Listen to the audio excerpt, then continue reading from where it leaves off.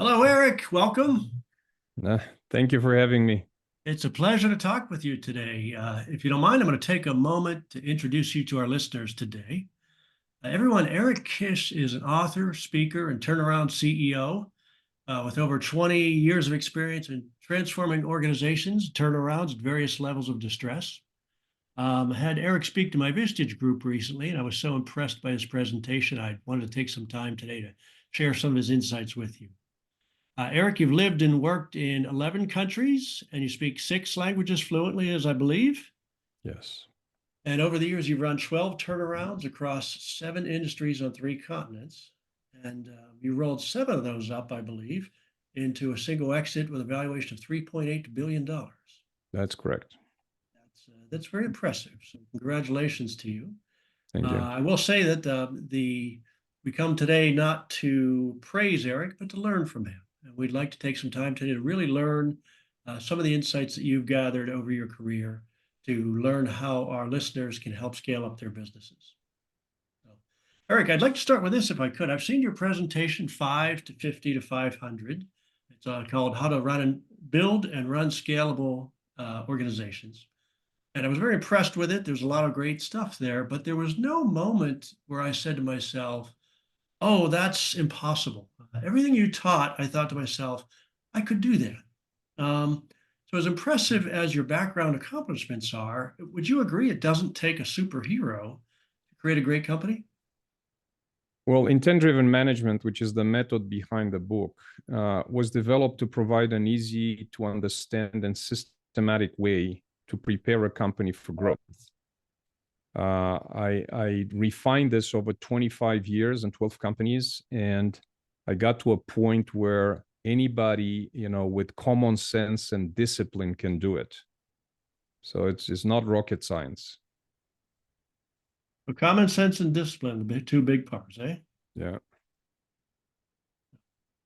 So, Eric, obviously, I shouldn't say obviously, but one of the insights from your intent-driven management was getting the team all around, aligned around the proper common goals. Care to share how you do that?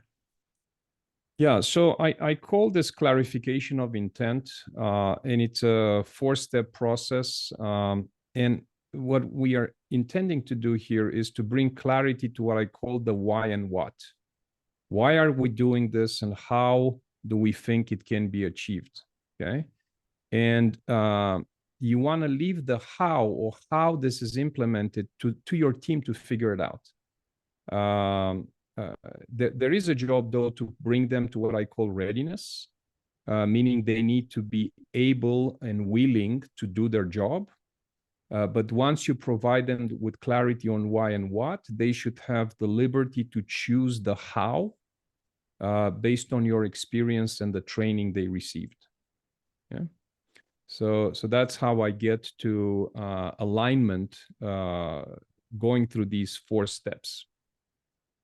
How did you come to that insight, Eric? When did that dawn on you? So this is not something that I came up with. Actually, I learned this in the Israeli Defense Forces. I was trained to lead people, and I was taught that my mission or my job is to do 2 things. One is to bring my unit to readiness, meaning readiness for battle. And the second one is to clarify the mission intent. And the reason why you want to clarify the mission intent is because you might not be there to give orders to people when things unfold. Like, for example, getting killed as a commander. Mm-hmm. Getting killed as a commander does not mean your unit cannot achieve the goals of the mission.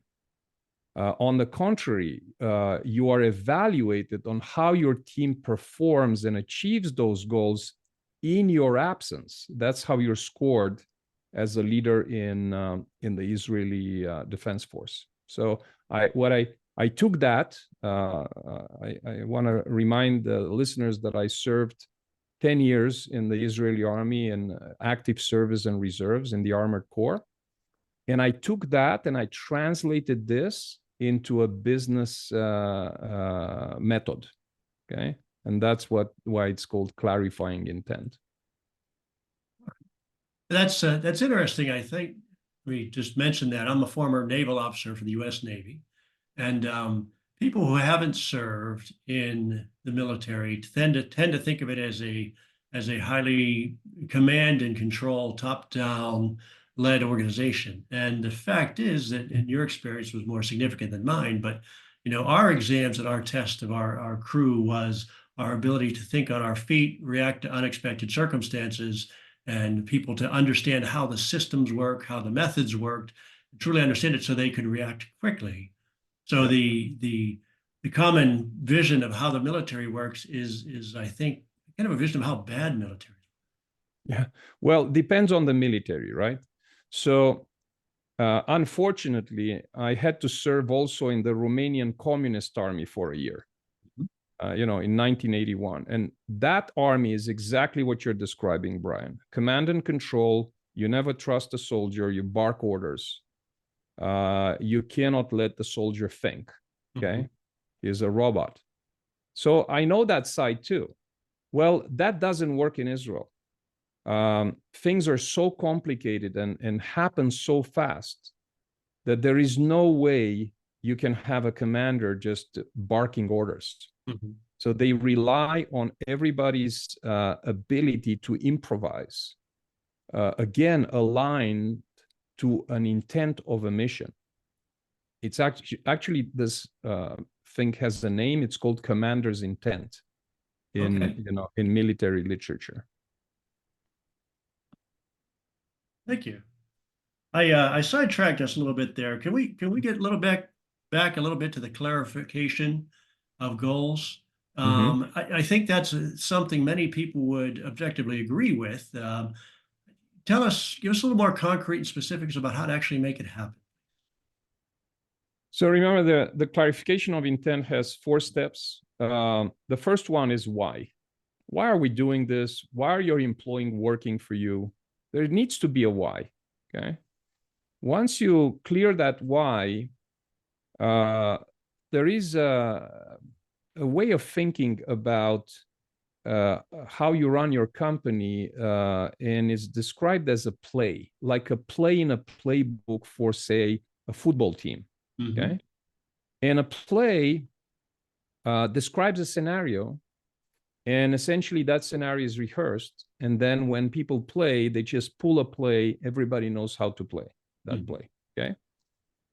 So I claim, and this is not me coming up with the idea, that there were books written by it about 30 years ago, that there are essentially only 3 possible plays in business. One is operational excellence, when you provide convenience and low price and speed. Another one is product leadership, where people buy your product because it's the latest and the greatest. And the last play is called customer intimacy, where you customize every single delivery to the needs of that customer. And it's a relationship based on a lot of trust, because people know that you can actually do that specifically for them. Okay. So these are called plays. So you need to pick one of those plays to be your main play, and just be good enough at the other 2, because you will need to build an organization that can deliver on that play. And these organizations between the 3 plays are very, very different. It's like saying that you cannot play American football with a soccer team. Okay. You need to prepare a soccer team to play for a soccer game. Okay. So, I'm using this metaphor to explain the level of plays. That's the second step. The third step is to actually have a strategy. And this is very particular to your company and your market. And you want to leverage your strengths and minimize your weaknesses against the market and your competitors. And you have to be specific on how do you do that. And the tool that I'm teaching is called a strategy map. And it's a collection of critical actions that you need to succeed at to have a successful strategy. Okay? Okay. Critical actions. Once you define your critical actions, then you need to measure progress or success for those critical actions. And that's where KPIs and scorecards come into play.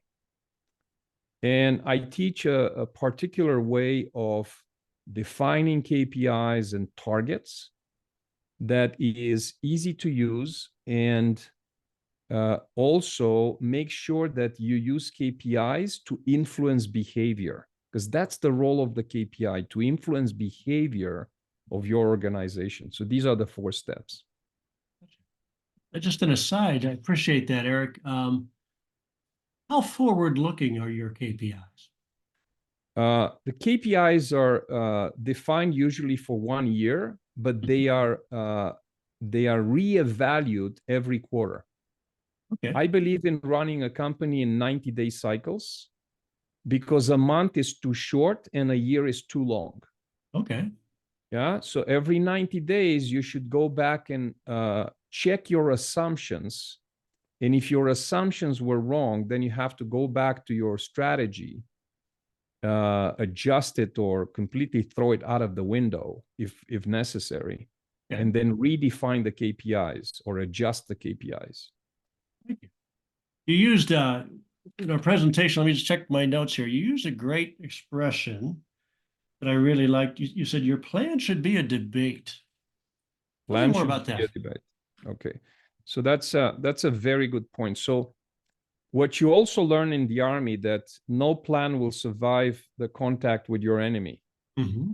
I call this all plans go to hell. Okay.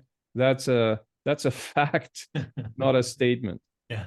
But the plan itself has a lot of value, because planning together aligns people's minds on potential avenues of action.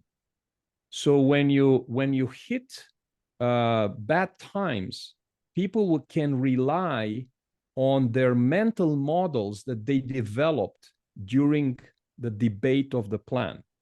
So the plan as a plan, it's not the value, but the rehearsal of the plan and the debate of the plan is what brings value to the plan.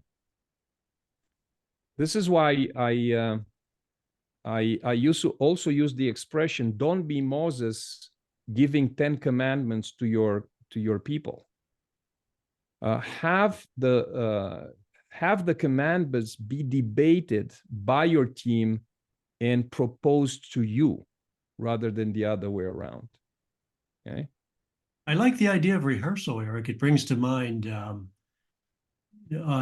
always thought of strategy meetings and tactical meetings as a way to discuss and arrive at the strategy or tactics one's going to follow.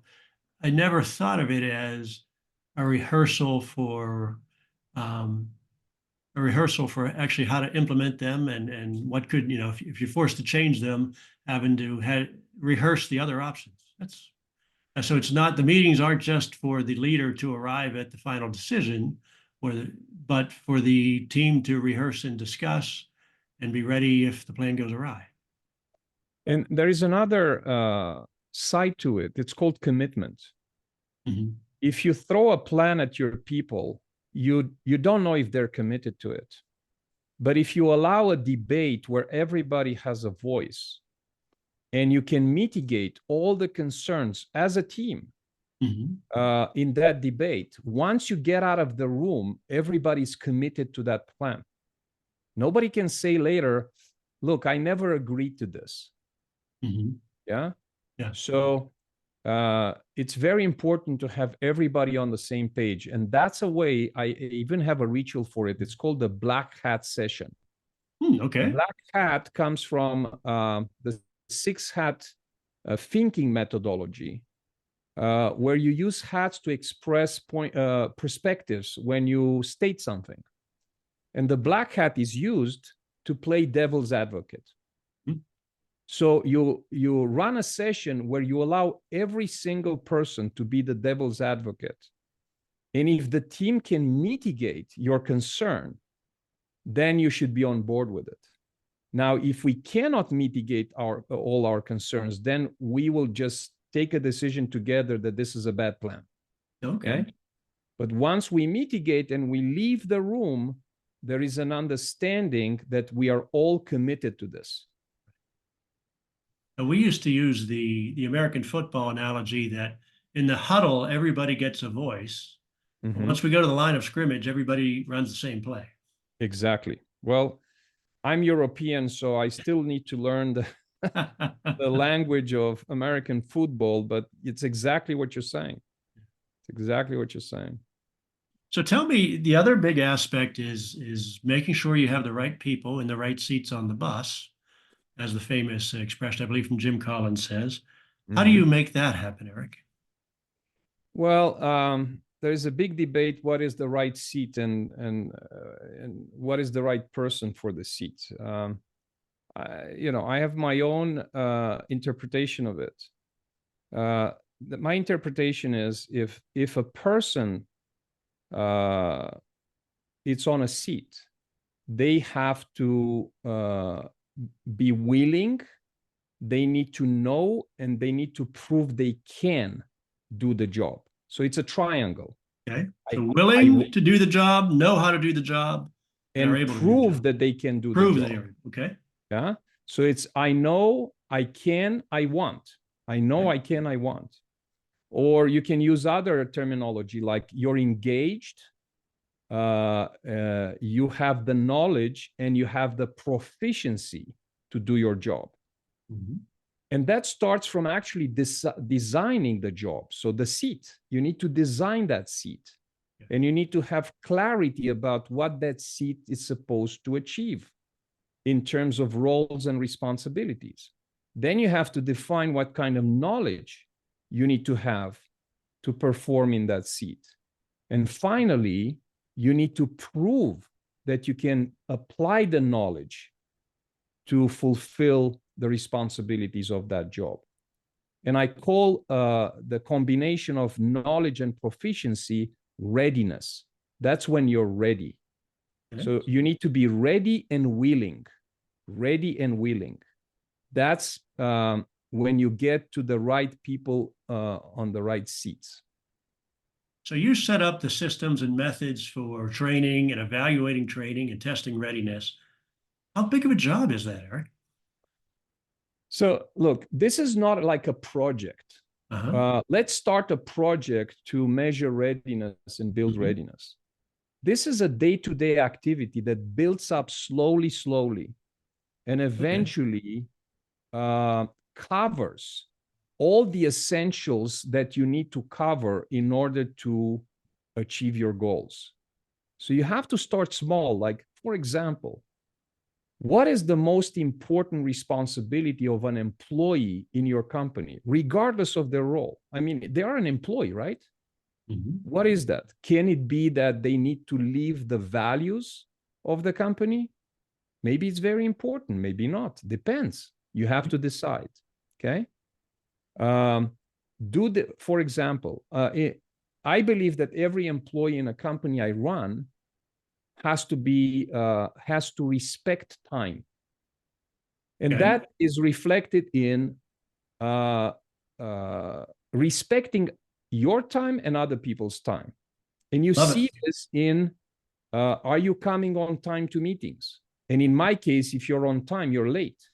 You have to be 5 minutes before. That shows me that you respect my time, because you're going to prepare yourself for the start of the meeting.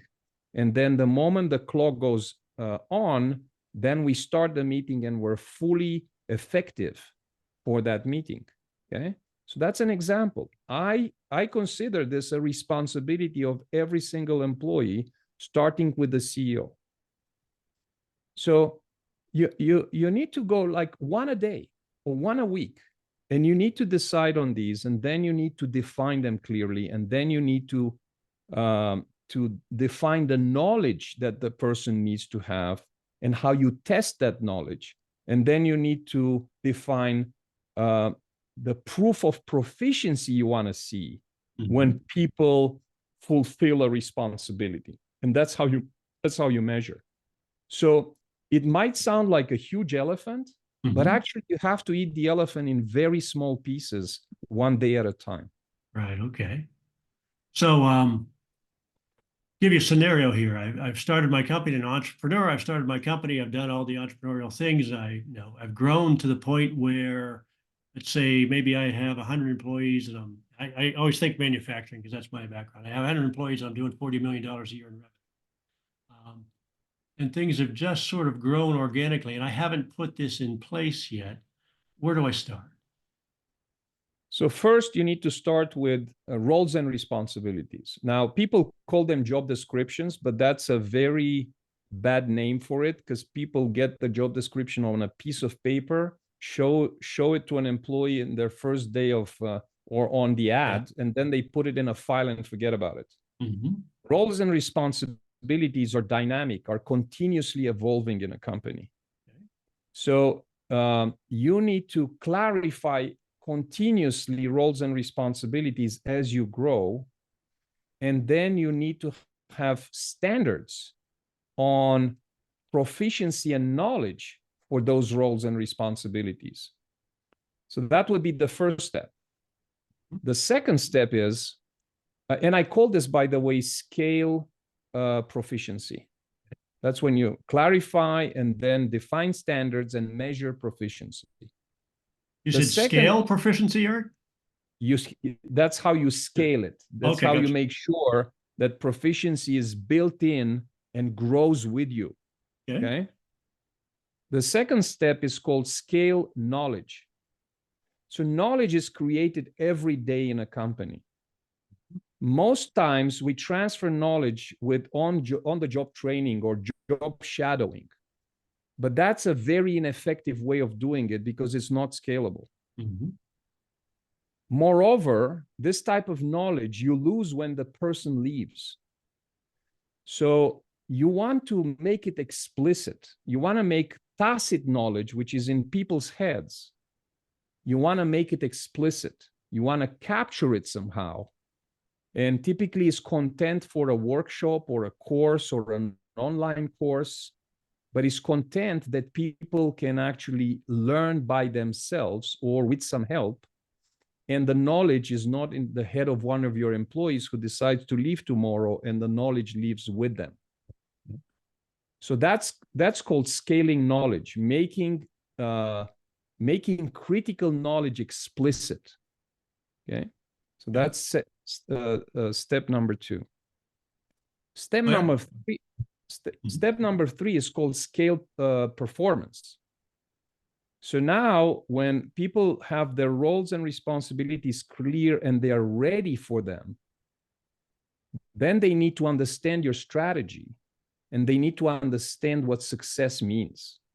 Meaning KPIs will actually define the definition of success for your strategy. And that's called scale proficiency.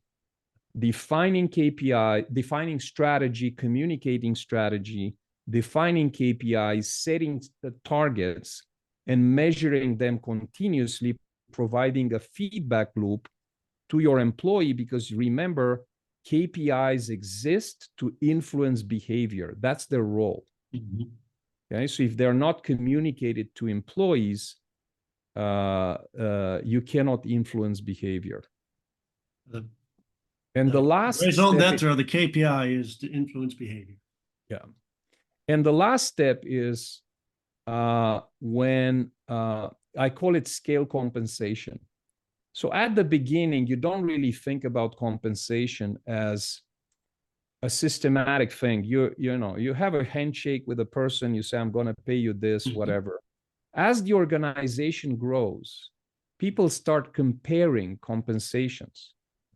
And then a feeling of unfairness typically evolves because there is really no standard of what is fair compensation.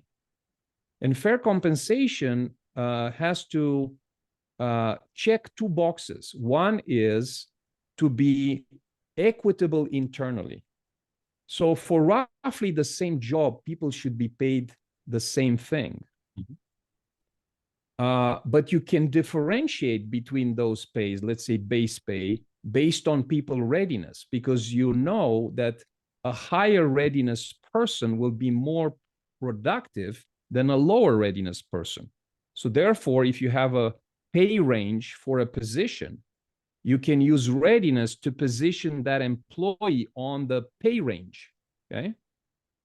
But everybody should use their pay range to create equitable internally pay. The second checkbox you need to check is called competitive externally. So you really are in a labor market, and people will check if and will look for jobs, right, Yep. that are better paid. So you need to know if you're competitive on the external market. Mhm. So you need to source the data, which is available today, on compensations on various jobs and levels and geographies. All right. So you can determine if you're competitive externally. And that's called scaling compensation. Well, thank you, And Eric. I appreciate that. I do want to be respectful of our listeners' time. oh, sir, As you said, so we've got about 4 minutes left, and I've got two questions. please. There's so much in your presentation. I could ask so much more. We could be at this for hours. But one of the things I thought was very interesting you shared in your presentation, it was that you have very little patience. You want Yes. things done very quickly. What role has that played in your success? And what obstacles has it put in your way? So being impatient, first of all, puts a lot of pressure on me. Mhm. But it's actually detrimental as a behavior of a CEO. Yeah. And the way you deal with this is you have to be fully aware that you're very impatient. Okay. And you combine this with self-discipline, and then you can create the results you want, because you need to create space and time for people to get to the right readiness and engagement before you can ask for results. And for that, you need patience. Now, is it natural for me? It's not. Yeah. But being self-aware and being self-disciplined is what allows me to do my job as CEO. Nice. So do you have is your team, or do you have someone designated to pull you aside and say, slow it down there, Eric? Or So it's part of the culture for people to raise the red flag and say, you're pushing me too hard. I need space and time. okay, nice. So, but you need to ingrain it in the culture, because otherwise you'll just start pushing people and they will not fight back. Right. Because they understand that it's not safe for them to do that. But if it's part of the culture to create this psychological safety, and they see that you're leading by example, then they will raise the red flag. Yeah. Okay. Final question. As I said, I asked you to join us because of your presentation to our Vistage group. You've put together this comprehensive system to grow and scale companies. Tell us a little bit about how we learn more, or your book, how we get in touch with you. If we want to learn more, what do we do? So in the last, especially 10 years, I developed a lot of content, educational content for this. First, there are two books. One is about turnarounds. The other one is about scaling. Then I have a full range of online education courses available that people can take and actually get certified in the methodology. Is available on our website. Third, and the website is? It's you go to kishandpartners.com and you find their online education. Okay. Then we have workshops that we deliver. The shortest one is the one I delivered for your group, which is 3 hours. Mm-hmm. But we have 1-day workshops. I just delivered one yesterday, and 2-day workshops, where at the end of a 2-day workshop, you end up with KPIs defined, with strategy map clarified, nice. And you're basically ready to roll. Okay. And the last resource is a software platform that allows you to manage everything you need to do in order to implement and maintain this methodology. That's a platform. Boy, this is very comprehensive. Well, it took us 10 years. So. So, Yeah. I said 2 questions. I got one last one for you. Please. I've got a $10 million business. I'm trying to get it to 50. So Mm-hmm. what's the most important thing for me to take away from today's conversation? So look, when you do that, you will hit a wall that I call growing up. Yeah. And the growing up wall is made out of the 4 things that I mentioned: clarity and proficiency, knowledge, pay for performance through measuring performance, and then compensating for performance. These are the 4 things that you will hit the wall with. And by the way, these are the same that you will hit between 500, between 50 and 500. Right. Okay. So if you're preparing yourself for these moments, these inflection moments, then you know you are scalable. And this doesn't happen overnight. It's not a 1-month project. It's a continuous buildup of readiness towards these 4 inflection points. Thank you very much. Eric, thank you for joining us today. I appreciate the insights, and I appreciate you joining our listeners, and thank you very much. Thank you very much, and thank you for having me.